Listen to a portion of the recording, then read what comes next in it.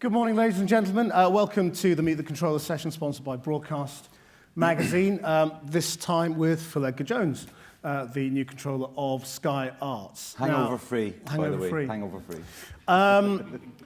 Now, he's been given a bigger commissioning budget, which I hope he's going to tell us what it is, and a clear brief to champion crazy ideas and make them massive on his 2 channels.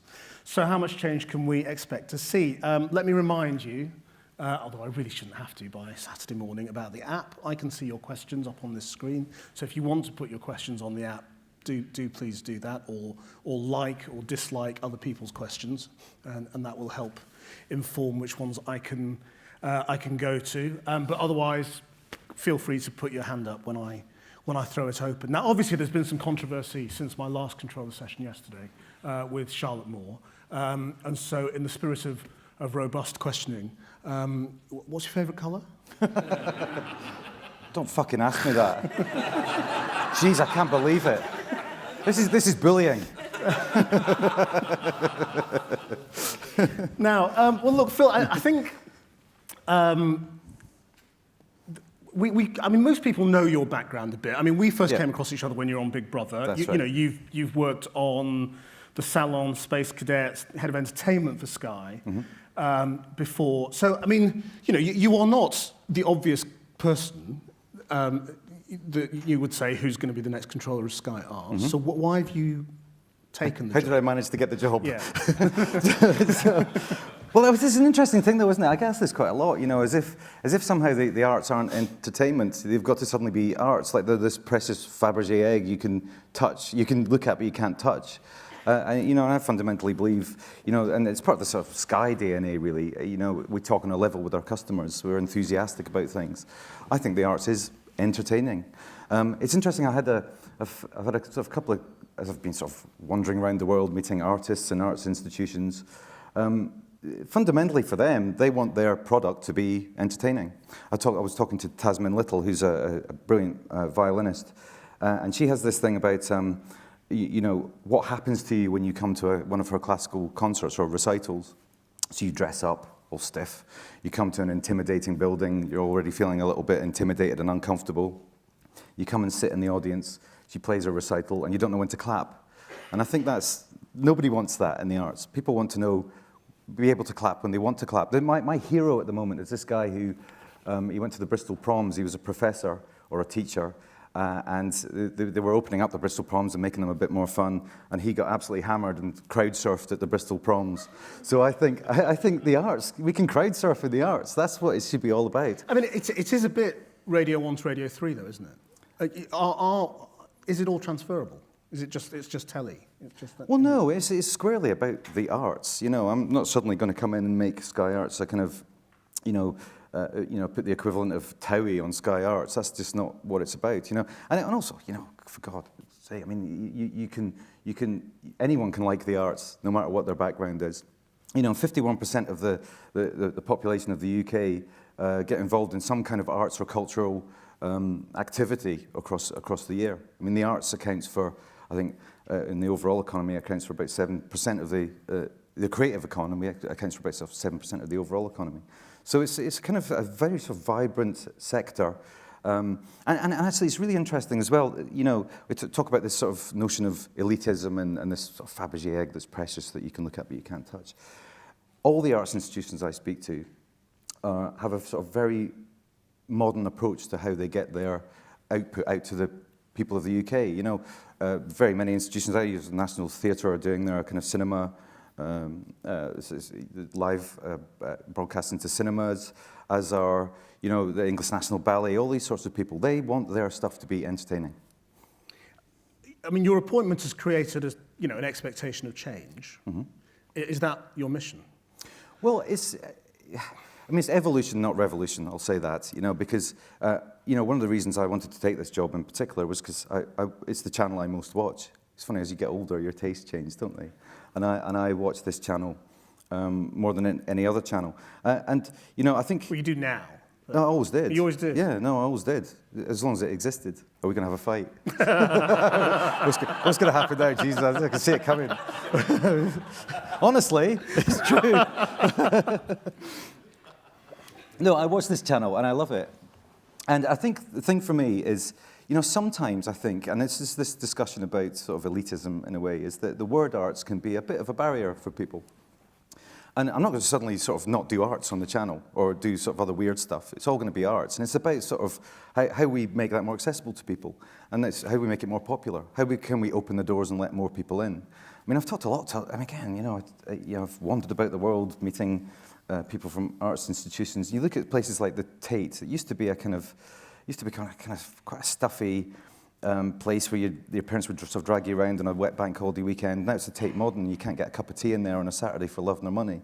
There's a huge appetite for this, and I don't want anything to be a barrier to people coming to the channel.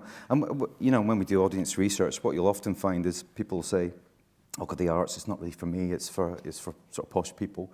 And then you show them some of the content, and they find stuff they love. You know, we might have Shakespeare at the Globe on there that some people love, and we might and then we've got the Who on there that everybody loves, I imagine.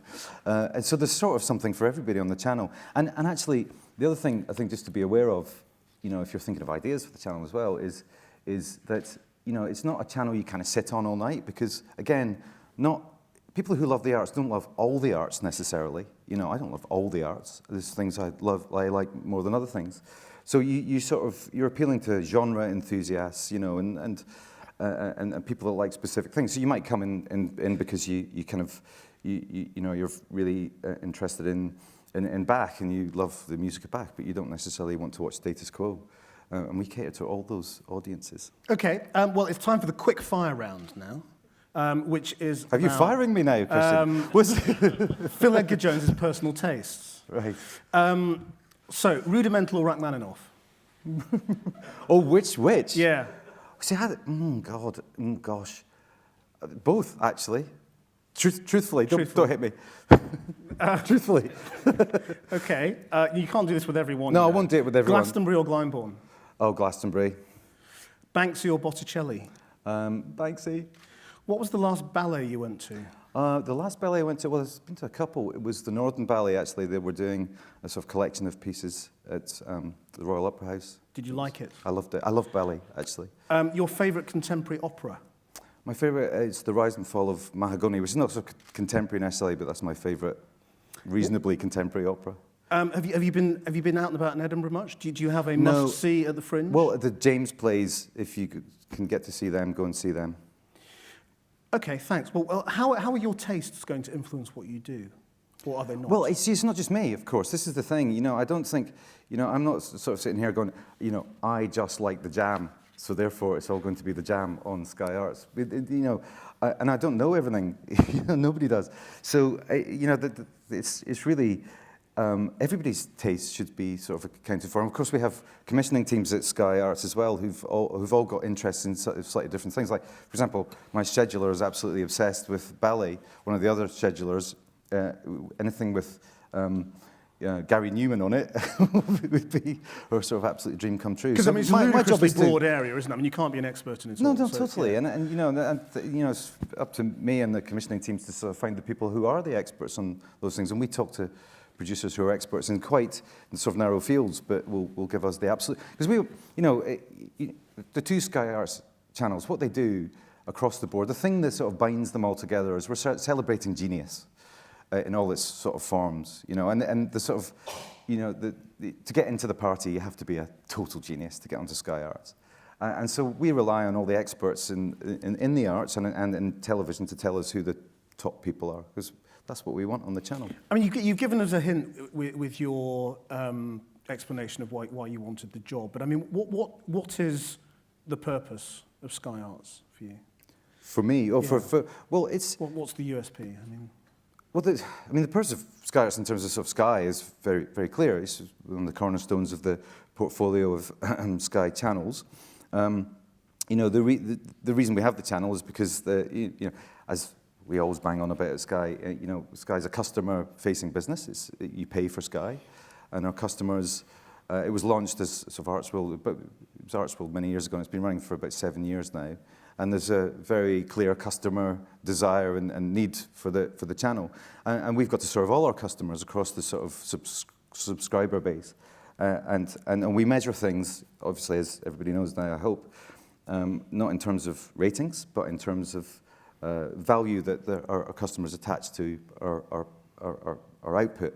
And it's a highly valued, both channels are highly valued amongst the sort of certain demographic in terms of the sort of Sky base. You know, it certainly attracts a kind of older audience. Sky Arts 1 would be kind of 45 plus. Sky Arts 2 is a little bit older as well. Because there was an assumption around the time James Murdoch did the McTaggart that Sky Arts was basically a vehicle for the Murdochs to undermine the BBC. You know, to say you don't need a license fee because the market provides it.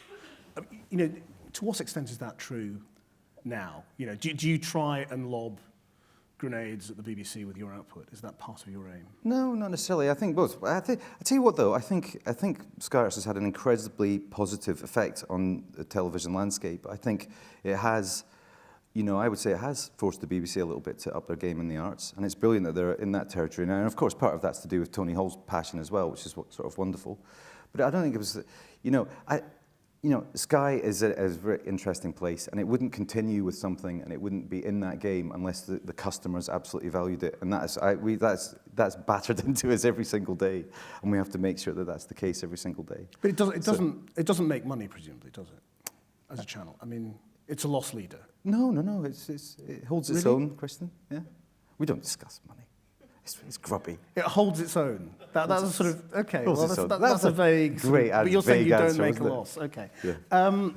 Right. Well, look, we're going to get into the clips now. You've kind of cheated a bit on the clips because the clips were supposed to do lots of different things, but you've kind of got 4 clips of things that you like. Yeah. Well, bear in mind, I've only been in the job about 4 months now, and a lot of the stuff that we're going to be doing is coming through in the next few weeks. Right, and we're going to use the clips to show things on Sky 1, Arts 1 and Arts 2. But before we get to that, Phil has this wonderful Can you see it? diagram. That's it, right. Let's all go home. About his channels. So put it right, up okay, cool. and talk us through it. Well, I just thought it'd be useful, I don't know, for people who are sort of, pitching in, just to give sort of what our vision for the channels is, and I'll try and do this very quickly. So, I've split the 2 channels up into these grids, as you can see, specialist, broad, classical, and modern. And in the middle, there should be a blob coming up in a second, which is, as both channels, as a curator brand for the arts, should be able to encompass pretty much all of the arts, right? Obviously, I haven't got all of the arts on that slide because I couldn't possibly fit it in, but we should do everything. And over on the left-hand side, if we go up to the top there, you've got this broad sort of spectrum from, I guess, what I'm calling sort of specialist classical, which some people would call high art or whatever, and we do that. We have to absolutely do that. The best of the ballet, the best of the opera, the best of Shakespeare. Then there's a sort of spectrum of stuff that comes through that, through you're kind of getting towards your more accessible, kind of broader operas like your La Bohèmes, your Gilbert O'Sullivan. Who was he? He was something singer in the 80s. And then our kind of much broader end of the market, which actually gets watched in rather big numbers. It's where we have André Rieu. I don't know if anyone's seen André Rieu and submitted to the charms of the Rieu Meister, but he's fantastic. A lot of people watch that. And then over on the right-hand side, and this is at the top there, and this is now speaking, I think, more to the areas of opportunity for all you guys. This little blob at the top there is I've called the shock of the new, and we need to do this. We need to be doing things that are kind of, these are the big crazy ideas that I've been sort of tasked with doing. And I think there are opportunities to go to kind of arts institutions that don't necessarily sort of know about telly and deal in telly, and to start discussing ideas that can be sort of made into television with these sorts of people. There's huge opportunities to do that. And in the past, we've had great success with things like Anthony Gormley's activities on the 4th plinth. I don't know if you remember that, when people could come and just sort of stand in it, and we sort of streamed it on Sky Arts, and did rather well. And then coming through there, we've got your kind of more, you're starting to get a wee bit edgier with the playhouses, and that's where, obviously big name talent comes to play with us, and we've got the brilliant sort of Psycho Bitches coming up soon. And then this sort of larger bubble here is kind of, I guess, the more popular mainstream iteration of the arts, and that's characterized by Portrait Arts of the Year, which is our sort of big fact tent show, which is people painting. It's very smart, very modern, kind of absolutely through the prism of arts. I wouldn't do Bake Off on Sky Arts, but we'd do sort of portrait painting. So that's the sort of broader, and that's the end of the graph, so you don't have to sit through any more PowerPoint. But I just thought that might be useful in terms of giving you a sense of And I can be more specific, obviously, about the specific opportunities that are areas we're looking Yeah. at, but that hopefully gives you a sense of that. Okay, talk us through your first clip and why you've chosen it. Which is the first clip? James. So we've got just a new thing coming up that we've done in collaboration with record companies, which is Sky Arts Sessions. We wanted to, create a home on Sky Arts for modern music. One of the things, one of my little catchphrases for the channel was a little less. What's the Elvis thing? A little less conversation, a little more action. We've got a lot of people talking on the channel already. We're very well served for that, and I wanted to have a bit more doing. And performance is key. I'm not looking necessarily, for more pop performance, but it's just, it'd be nice to have. I kind of thought everyone would have a hangover on a Saturday morning, and it'd be nice to have a bit of music. So just I should say actually that so we all know, and people worked in telly for years, that music kind of doesn't rate on TV. So that, again, this is not about rating. So part of our job as well is to support various, areas of the arts, and music is one of them. But how will you select the kinds of contemporary music that you're interested in? I mean, do you have a music policy? No, we don't have a music policy. No, we don't have like a playlist type thing.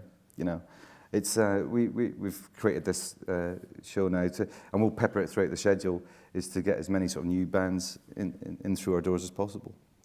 But I mean, and they're not that massively Yeah, new. no, I know. I mean, they're sort of a 90s rock band. I mean, I went to school with one of them, actually. Did you? But, Mark. Which one? You could have been in the band. Yeah, maybe. But, but you could have been as well, couldn't you? You want to be a drummer. But, I do. I mean, it's not... It's starting with the original. It's a band in an empty studio, isn't it? No, there's a crowd there. Oh, there is a crowd there? Yeah. But you'll be doing more of that? Well, do some more music performance. But I want to do music performance as well in different ways, so I'm open to ideas in that sort of space as well. Right. Now, okay, that's music. And obviously there's lots of sort of visual art stuff that we can talk about. But what about books? Well, books. We obviously were involved with. We had the book show for many years. We don't have it anymore. We were involved with Hay for many years. We're not doing that anymore. But it's absolutely something I'm looking at the moment and open for ideas in that sort of space. Because I think, of course, being an arts channel, we should absolutely have books on the channel. I've no doubt about that. So I'm talking to a couple of people about sort of various things in that space at the moment. And also, how do you do books in a slightly different way? Apart from reading them.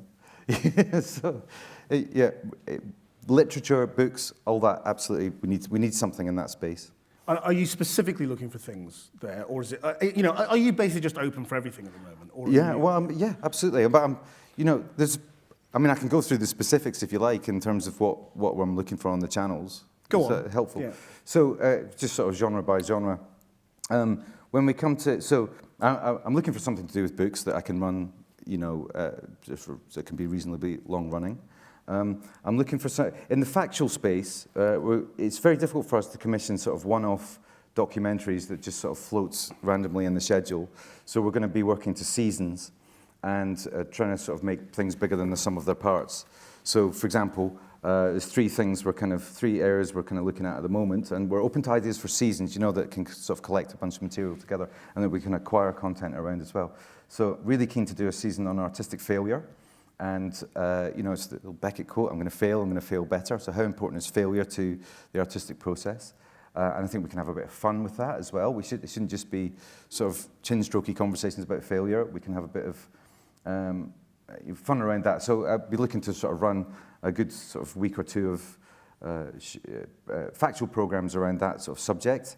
I'm interested in, we want to do a season on the body and the artist's mind. This can include madness, it includes sex, it can include the dancer's body, all these sorts of things. And then we're open to ideas for other kind of seasons that can collect stuff together as well. Also in the kind of non-scripted space, we've got Portrait Artist of the Year, which is a big success for us. What other subjects can we do that sort of treatment on that are kind of, big? What's wonderful about that as well is that it takes us around the country. We do our heats, in art galleries and museums throughout Britain and Ireland, which gets Sky Arts out into the world as well, which I'm really sort of keen on. So looking for more shows like that. Interesting collaborations with arts institutions to kind of make something out of what they are doing into television. Going to be interested in that too. In terms of sort of drama and comedy, we've got the Playhouse, which is always going to be the kind of space for big name talent, you know, whether that's in front of the camera or behind the scenes to come and do their passion projects. But let's use that as a sort of a cue for our next clip, actually, which is from Playhouse. Tell us about that and why you've chosen it. So I've chosen this. This is The Dog Thrower, and it was written and directed by John Ronson. It came through the sort of Playhouse strand. It's a one-off. It stars Matthew Perry out of Friends, and Tim Key, who's I think one of the sort of top comics in the country, comic actors as well in the country at the moment. And it's a kind of really lovely satirical piece about the kind of the devil that is the social network. And I've chosen this because, you know, one of the things we want to do with Playhouse moving forward is make they're all kind of individual pieces at the moment, and we want to make compendium pieces. And one of the things I'm really interested in terms of comedy is doing a series of physical comedies, sort of one-off physical comedies. And this is why I thought that, because I love this particular show. So it's very strange, but I love it. It's fantastic. But look, I mean, how are you attracting these kinds of names? Because it's not, you know, it's not just Matthew Perry. You've got Daniel Radcliffe, Kiefer Sutherland, Stephen Fry. You know, this is not low-budget stuff. I mean, how are you getting this kind of talent to work on a relatively low audience channel? Well, it's not particularly high-budget stuff, this, by the way. It's because, you know, a lot of the sort of talent out there, they don't necessarily have an outlet for all the ideas they really passionately want to do. And we can do that on Sky Arts. We have the space for it. And, you know, you might want to do a sort of thing that isn't necessarily a long-running series like 24. You might want to do something else that you're really passionate about, and that's what we can do for you. And are you seeking out the talent, or is this people on the whole bringing them to you? A bit of both. With A bit of both. People will come to us now because that sort of strand's established.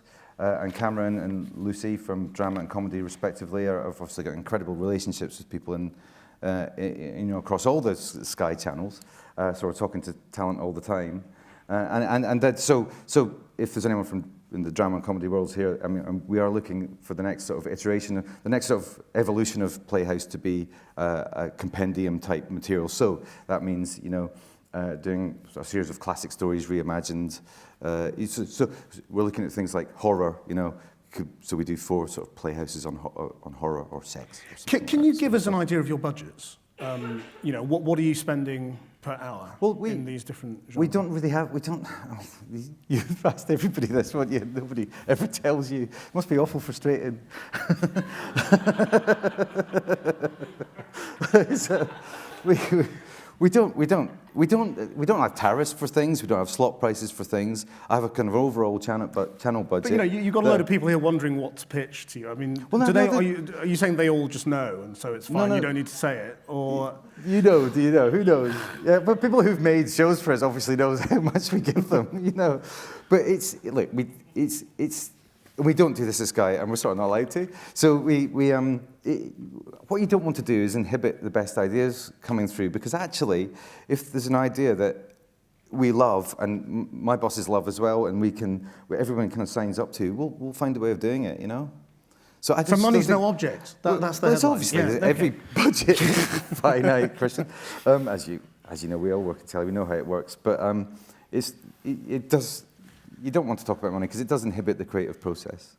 Now, is the South Bank show your biggest commission in terms of volume? Would that be right? In terms of volume, I would say, I mean, how is that a crazy idea?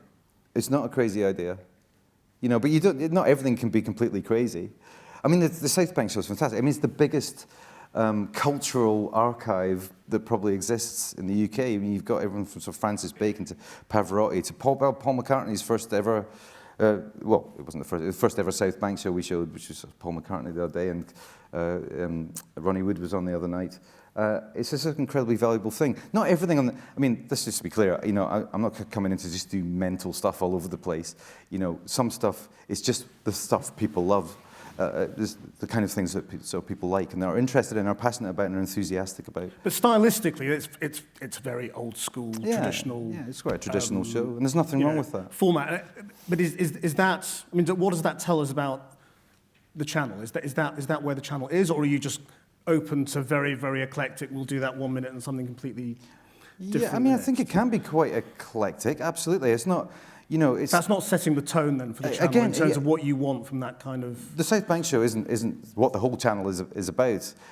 Just as much as sort of Andre Roux isn't what the whole channel is about, but there's absolutely a place for that because our customers tell us they want it. Just as much as the dog thrower isn't what the whole channel's about. But as I sort of, it was quite a difficult one, this, because as I said at the beginning as well, we're catering to people who are sort of genre enthusiasts and have lots of different kinds of tastes. You don't sit on the channel all night and love absolutely everything. So people will come because, and you won't sit and watch every single South Bank show because you're interested in every single person that's on that South Bank show. You might be interested in Francis Bacon, you might be interested in Pavarotti. So there needs to be a space for that on the channel. And then at the sort of more, then we've kind of got a bit of that, right? And then we've got a bit of the bigger, sort of broader mainstream, like the portraits thing and the other stuff I'm kind of looking for in that space, which will be set the more popular tone of the channel, I suppose. Okay, well, let's turn to Sky Arts 2 then, and how you differentiate the channel. What's the point of Sky Arts 2? And then give us your first clip. So which clip is this? Shakespeare. Thank you very much. I did know this morning. I just try to remember things. So Sky Arts 2. Well, I mean, again, from my little PowerPoint that I put up, Sky Arts 2 is where we have, I guess, the kind of more classical stuff, and Sky Arts 1, I guess, is where we have the more modern stuff. That's the simple distinction. And this is a great clip. It's David Harewood. So this is a season of shows called My Shakespeare, where famous actors explore Shakespearean characters they've played through their careers. We've got Kim Cattrall, we've got gosh, I can't remember who else we've got on it because my mind always goes blank when you do these sorts of things. But this is a great clip of David Harewood on Othello, and I think hopefully in this clip he's looking back at Laurence Olivier playing Othello in the dim and distant past, and it's stunning. Oh, sorry. But what I love about this particular series as well is it's about. You do actually learn quite a lot about Shakespeare by watching this, almost by accident. It's an incredibly entertaining show, and it's, again, people are so passionate about it. And one of the things on Sky Arts 2 in particular and Sky Arts 1 actually, is the craft and the story behind the craft, how you got to that sort of point, how you make stuff is as interesting to our audience, I think, as the stuff itself. And there's been a couple of questions on the app about crazy. I mean, does crazy apply to Sky Arts 2? And can you define what you mean by it? No. See, I don't. Trouble is with crazy is I never said this, so I kind of I don't quite know what crazy necessarily means. I think possibly. Yeah. So you know, like I'd like sort of programs to like everybody wants, you want to do things in a fresh way. You want to do things in a way that nobody else has quite sort of done them yet. We've pushed the boundaries on Sky Arts 2 over the years. We did the first sort of live opera in 3D. We did Leonardo live when the exhibition came to London. No one could get into it, and we simulcast it into cinemas. And we did that in 3D as well. So those things aren't crazy, but they're sort of pushing forward with the way we kind of do things and how we sort of bring that stuff to life on the screen. So, I mean, when Stuart said crazy ideas make he just thinks I'm crazy, you see. He thinks I'm mental. So did you ask him what he meant by that? Or, I mean, no, we haven't really discussed that. Yeah. Right. Success. I'm going to get into trouble now if you don't fire me. What represents success for you? Well, okay, so I think... So I want more people to watch the channel. I think that's what it is. I want to sort of open the doors and let more people in, and to sort of watching and talking about the channel. I think one of the things we don't have, we haven't really cracked actually on Sky Arts, is giving it a point of view and creating discussion around it. And that's one of the reasons I want to do things like sort of failure season. That's one of the reasons I keep talking about sort of genius as a sort of. You have to be a genius to get into Sky Arts. Well, what does that really mean? Who's somebody's genius is somebody else's failure, actually. So I want to create a lot more conversation around it. One of the other key things for me is to develop some new and interesting partnerships in the arts world and help some new people do their thing, and there's going to be a couple of announcements about that in the next 3 or 4 weeks. When you say more viewers, what do you mean? I mean, your average daily reach is 265,000 viewers. My monthly reach is about 6 million. Right. I'm just saying. So well, you know, when will you be happy then? I mean, do you know, I haven't set a sort of target in my. I've got a kind of. So look, I mean, I'm 4 months into the job. I've developed a strategy now that everyone's sort of signed up to within the business. So I'm looking forward to the short, medium, and long term. So the short term, there's a few things I want to do that aren't necessarily about getting more people to sort of watch the channel. It's just trying to shape my schedule a little bit more. And then, you know, I think, you know, in 5 years' time, I'd like the channel to be a bit bigger than it is now. I haven't set a number against that, because I just think there's an opportunity that there's people that I know would love the channel that aren't watching it yet. And I know I can get those people to watch it. A couple of people have asked questions about the name of the channel and whether the name is an obstacle. Well, what do you guys think? I don't know. I mean, I have this, funnily enough, I have this debate with people a bit, actually, because, you know, quite a few people have said to me that, you know, you say, oh, Sky Arts, and they go, arts is not really, I mean, that's what I'm talking about. That creates a barrier. That creates a barrier to people potentially. But I don't want to change the name. I think it's a kind of, it says, like oh. Okay, sold. So we'll call it Dave. There's lots of people watch Dave.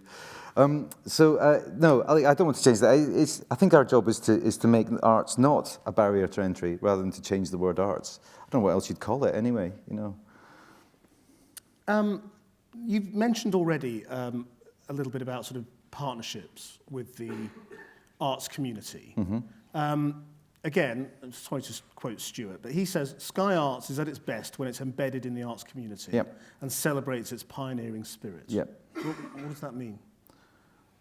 Celebrate, well, you know, it's about, we do this sort of quite a lot. We've got an initiative at Sky Arts called Ignition. I don't know if anyone's heard of it in the room. It's not necessarily a television thing always. We've done quite a few initiatives with new upcoming artists. We do that through Sky Academy as well, and the bigger picture at Sky.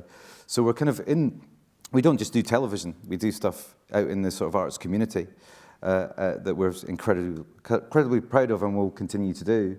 And I think, you know, this is what I kind of say, I'm open to partnerships with institutions, large and small, and producers to come up with ideas that are going to make great and interesting television and that will support new artists, and will support brilliant people doing their brilliant thing brilliantly. Do you have a particular mission on that? I mean, it's sounding a bit sort of arts council in a way. I mean, is it just kind of, you know, you'll judge good ideas as you see them? Of course, that's how it all works. You know, that's how television works. That's kind of how the arts work. You know, a curator of a museum will judge a good exhibition based on what it is.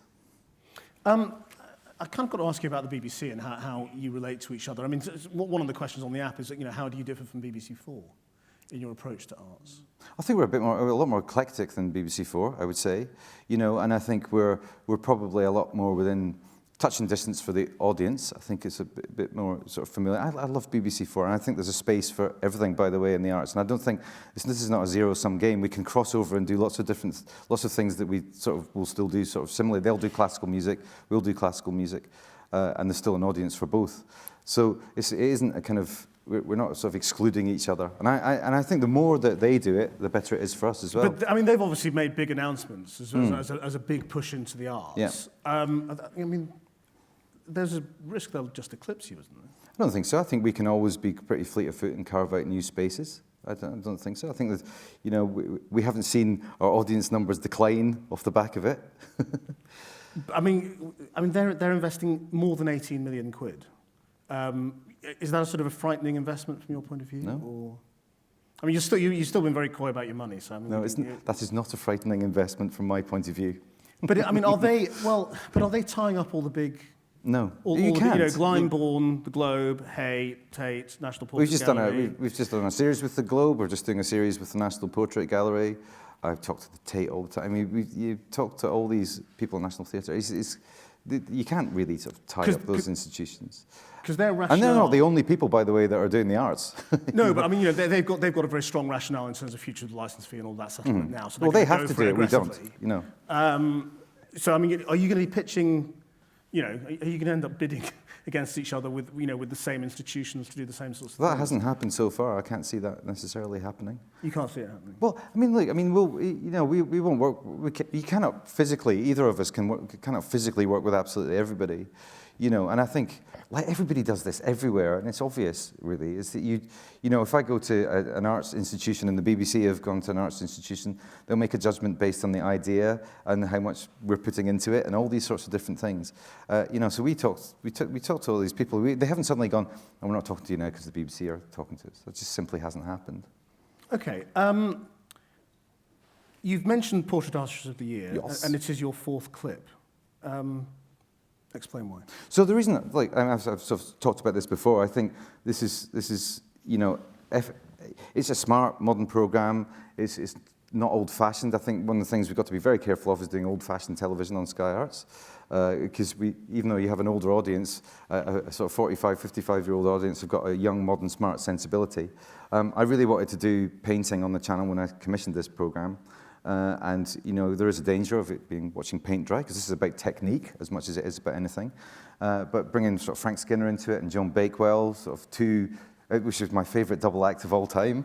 And we've got incredibly sort of good judges, and we're tied up with the National Portrait Gallery, and this year the National Portrait Gallery of Scotland, I'm very proud to say, who are going to put the winner's portrait in their permanent collection. So it's been embraced by the, you know, the arts establishment, as it were. But I think it's a very modern, populist, and entertaining iteration of how you might do painting. I mean, is that as much about shifting perception of the channel as it is about anything else? I mean, well, I hope it does. Yeah, I mean, I hope people come to it and sort of, you know, once they go over the barrier of arts, once they go over the barrier of painting, and go, oh, actually, that's rather entertaining. You know, so yeah, it's a good show. Before I'm going to throw it open in a minute, but I want you're one of the controllers who's going to have to deal with Stuart's diversity quota. Mm-hmm. And I'd have thought in your area it's going to be harder than most. How are you going to deliver this 20%? Well, we've all signed up to this at Sky, and Stuart has undoubtedly set very ambitious targets in this area.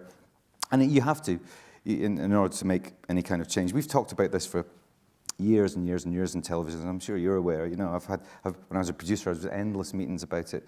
Channel 4 would come in and sort of present, and and in order to actually shift the dial, we're going to have to do something pretty radical. So we've known about this for a while, and are already making some progress in that area. I can't start to think about it as necessarily harder in my area in a way. But your subject matter is very, you know, Western Europe, white culture. Yeah. Are you going to shift the dial there? Are you going to start doing, you know, Africa, Asia culture, arts within your remit? We do that already, and that is actually part of the things. The kind of those are the kind of areas we're absolutely going to be in anyway. But I think we need to see a kind of a shift in the sort of more mainstream areas of our schedule as well. You know, Portrait Artist of the Year is a pretty diverse program, and some of the things I'm sort of commissioning over the next few weeks and months equally sort of do that. So we will start to see a difference on screen. But what is your approach to it with the company? Is it just you've got to do this? And yeah, I don't absolutely. care how you do it. You've just got to do it. Yeah. Well, it's a collaborative thing, I hope. You know, and it's up to us, and it's also up to the producers and the independent production community to come on this journey with all of us. I mean, it's not just us that have signed up to doing this. All the broadcasters are doing it as well. So we are going to insist on it. We're absolutely going to insist on it. So if you've got a production company selling you a piece about, you know, classical music, and they're an all-white office, you're just going to say, I mean, what have they got to do? One of the senior team and any new commission and any new production has to be BAME. So that's what we've said, and that's what we're going to have to do. So it's going to be much easier for you to get a commission if that's the case, and it's going to be tricky if it's not the case. And this is what Stuart's tasked us with doing. No, I know. And we've all kind of completely signed up to doing it. Stuart wasn't. I mean, he didn't really spell out how it was going to work in terms. I mean, will you literally not commission things until they've got the staff in place, or will you say no to things, or will you commission things and say, now can you go away and deliver the I think it would probably be more the latter. And if they don't? Then it's just, well, there's a black mark against you, so to speak. Well, no, I think there isn't a don't. We have to make it happen together, and we'll do it. We will do it together. Okay. Who'd like to come in with a question? Yeah, Helen.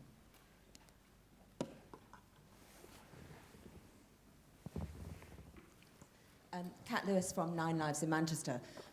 Hello. I think getting a black actor to record the commentary on Portrait of the Artist would massively improve it, actually, and make it feel more accessible, and actually just kind of engage, a bigger audience, because it does seem a bit kind of, I like the idea, it just seems a bit po-faced, just a bit kind of former BBC, whereas I think that would help, Okay. So that's something you could do quite easily, isn't it? Yeah, thanks for that. In terms of Christmas, you haven't mentioned your Christmas yes, season. Christmas. Yeah. Do you actually still have any slots for that? Yeah. So broadly speaking, Christmas on Sky Arts 2 is a kind of warm comfort blanket of Christmas joy and carols, and we're looking at doing some more rock and roll Christmas. And by rock and roll, I don't just mean music. A sort of funky Christmas on Sky Arts 2, I guess. So we're still open for ideas for that. We've got a few really good ones. We could do with a couple more. And finally, I just wanted to ask, in terms of kind of approaching the channel, I know Chris Wilson really well and Celia, but is it best to go through a commissioner like Chris? Is that the best way? So the same applies to all the Sky channels. It's always best to go through the commissioning teams because we all sit right next to each other, by the way, and we also talk all the time. If you want to send me top line ideas, that's also fine. Not massive long emails though, because you just don't, you know what it's like, But I always pass things on to the relevant commissioner anyway, so it can be developed properly if we like it, Yes. What about the applied arts? Where do you draw the line? So, for instance, you were talking about Anthony Gormley, but when you get on to Ron Arad, is that design or is it sculpture? And when you get on to, mid-century modern design and all that, does that belong on Sky Arts as well? Well, I think it could do, absolutely, if there's a good sort of television idea behind it. We're talking about a design show at the moment with one particular company. So, yeah, I mean, all these things have a place. It just depends how you kind of do them. Because the applied arts, at the top end of the applied arts, get a very raw deal on television. No, I think that's true. Fashion, most obviously, and interiors at the top level, where it is an art, get shoved, and they're immensely popular in other media. Immensely popular. No, look, I think that's a good point, and I'm absolutely open to ideas in those kind of areas. I mean, I've been pitched a few fashion ideas, and I haven't quite gone for any of them yet. But it's an area we'd be interested in sort of looking at. Why not? I mean, what have you not? I just don't think they've kind of had the sort of weight to make them arts. Actually, they've been a bit too light and fluffy. The ones I've been pitched so far. So well, that's quite interesting then. I mean, what is it that makes fashion art? Well, I don't know. On television, when you say it's too fluffy, I mean. Well, it's not nice clothes isn't enough. No. What I meant by that, it sort of slightly skimmed the surface of fashion. It didn't really get into the sort of design or the history of it necessarily, which is far more interesting. Yeah. Just wait for the mic, because these sessions go on YouTube. In your view, is Sky Arts a fan of the arts, or is it a critic? And what's the balance, and what are your intentions in determining that balance? Okay, so it's kind of, I suppose, if you had to choose one, it would be a fan of the arts. It would be enthusiastic about the arts, probably all of the arts. But I think one of the things that just brings me back to the thing I was saying before. I'd like to have a sort of point of view about it on the channel. I think there's a room for more voices on the channel, more sort of polemic on the channel. Because not everybody likes everything. Not everything is great, so we can be a bit critical as well. But but I think generally speaking, as a curator of the arts and television, we're enthusiastic about it and we're fans of it. Everything. Anyone else? Okay, well, I've got a couple of sort of final ones really. I mean, and I know you're not going to spell out anything about budgets, but is it true that you've been given an overall bigger budget? Have you got more money to spend in this area? We've got a little bit more money to spend, yes. A little bit more. Mm-hmm. I'm Scottish, you see. It's like and just in terms of sort of the the way it's splitting? How much is original content and how much is acquisition? Well, the bulk of it, oh God, don't make me do percentages, but... Roughly? God, 80-20. Right, okay. Mm-hmm. And who are your suppliers? Oh gosh, we've got a vast range of suppliers, certainly in sort of the acquisitions world and stuff. So we, you know, when you say, so who works for us already? Well, I mean, I mean, there is a tendency generally in television to work with familiar faces and established companies. Are you looking for small indies? We work with quite a few smaller indies, definitely. You know, absolutely. We're open to business from sort of, you know, this is a real passion area. You know, and it's not. This is not kind of coming in and selling formats. You know, this is a real passion area, and so a lot of smaller indies are really very, very good in this area. And you know, so we're absolutely open to business from smaller indies. You don't have to be huge super indie that David Abrahams doesn't like. Okay, well, look, you spelt out, you know, a number of things that you wanted earlier on. I mean, do you have a number one, this is what I really want this year? Top of your list? I want another big sort of fact-ent type show that is in a kind of, you know, through the prism of arts in a sort of big, sort of popular area, like the portraits thing. I want another one of those. Right, okay. And not about portrait painting. there's been a couple of questions about pitches to you. What is the best pitch you've ever been given? In my life. Well, I think at Sky Arts, let's keep it at that. Unless you've got a particularly amusing anecdote. But As you may have discovered, I don't. Oh, God, Jesus. Right, I wish I'd known about this before. Because there's been... The trouble is, I can't tell you without giving away a couple of things I might be doing, which I don't want to do quite yet, because I'm not ready to, because it hasn't been totally green lit. So somebody asked, what's the craziest pitch you've been given? But crazy is obviously a word you don't want to fixate on. No, I'm fixated on crazy. I can't, honestly, sorry, this is ridiculous, but I can't think of one. And because also with these things, you don't want to sort of insult somebody by saying their pitch was crazy. But the way to win your attention is generally face-to-face, great idea on paper, a great star attached to an idea, or all of the above? Any of the above could have something. You know, this is the thing. It's not a science. This is it. You know, any of these things could have a thing in it that is saying, "Oh, that's quite interesting." You know, so you know, not a massive long email, but a top line. You know, and if there's an artist that is particularly sort of resonant, that is doing something really interesting. I mean, the one thing I tell you what, the one thing that I really wanted to do, and is I can't remember her name now, Marina, the performance artist who stares at people. Yes, thank you, sorry. Yeah. I really wanted to just stream that 24 hours a day on Sky Arts, and I'd only just started and I didn't get it together. Though? I thought it was terrible. Oh, I love it. Look, finally, I mean, what is it about Big Brother that brings you round to this end? I mean, Baz is at the Arts Council. I had a cup of tea with Baz the other day, and we did discuss this about the lunatics taking over the asylum, but just because you do these things doesn't mean to say you can't like this stuff as well. I think that's the problem often with the arts, is it's treated as this, I come back to the Fabergé egg thing, it's this very precious thing that only certain people are allowed to understand or look at even, or touch, or whatever. That's not the case. Well, it seems to be the opposite, actually, doesn't it now? I mean, it's now right. fast track into the arts. Yes, yeah. Richard Desmond next. All right, well, Phil, Edgar-Jones, thank you very much. Hold on, Richard Desmond next. Good idea. Thank you. Thank you, Christian.